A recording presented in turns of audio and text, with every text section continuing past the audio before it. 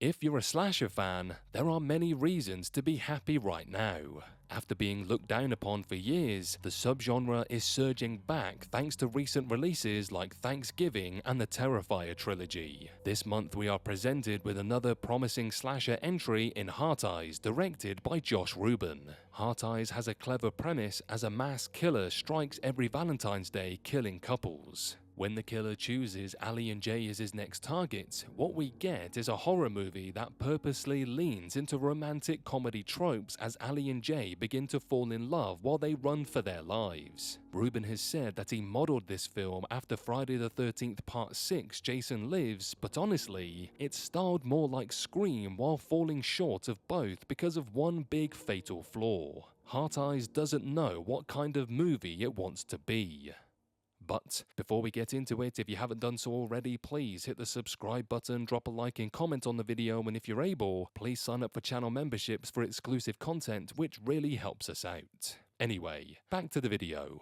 So, in an interview with Bloody Disgusting, Rubin said that Friday the 13th Part 6 Jason Lives was what he was aiming for because that film is as brutal as it is silly as it is fun, and that was The White Whale. He was also inspired by silly and sweet rom-coms like Sleepless in Seattle. The comparison to Jason Lives is an unusual one because that film is barely a horror comedy at all. Sure, it has some funny moments like when Jason smashes a victim's face into a wall, leaving an exact imprint of their face on the other side, but it's still a serious slasher movie that arguably features Jason Voorhees at his scariest. Jason Lives is actually more meta than a straight-up comedy, not entirely dissimilar to Wes Craven's Scream, which arrived 10 years later. And truthfully, Heart Eyes often feels more like a post-Scream film than an 80s slasher, but whereas both Scream and Jason Lives knew how to blend genres, Heart Eyes misses the mark. Having a horror movie break out during a romantic comedy is a fun idea, but if Heart Eyes is horror above all else, then terror has to be the dominating feeling throughout. The first scene gets that right.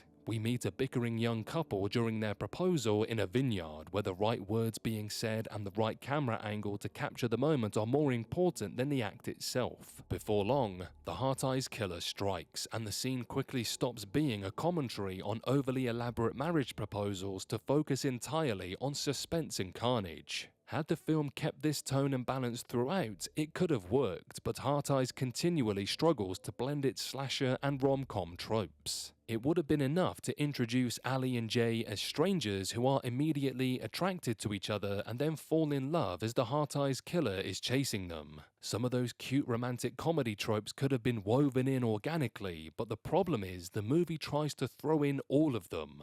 The couple has to meet by ordering the same coffee, they then have to bump heads and act awkward and giggle. Jay has to be the new guy at work who might be stealing Ali's job like this is some Lifetime TV movie. A friend of Ali's has to use the name of every romantic comedy she can think of in a sentence, and Ali has to run after Jay in an airport, and on and on and on. Heart Eyes constantly pushes its rom-com agenda nearly to the point of parody, and definitely to the point where the film completely forgets to turn back to its horror half. Jason Lives and Scream knew when to stop with the genre hopping and get to the thrills. Tommy Jarvis wasn't making jokes as he hunted down Jason, and Billy and Stu eventually made good on reenacting the horror movies they like to reference. But the rom-com tropes only pick up speed as Heart Eyes goes along, as if the movie is constantly winking at its audience and saying, "Do you get it?"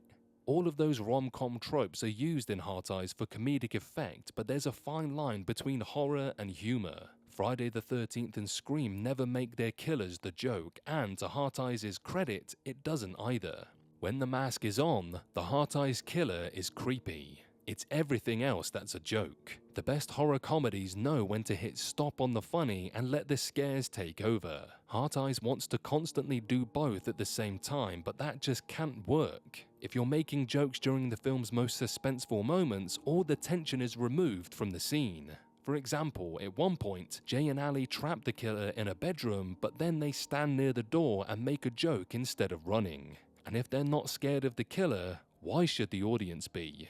Later, when they attack the Heart Eyes killer, Ali complains about getting blood in her mouth and projectile vomits all over the villain, completely taking away anything scary about him.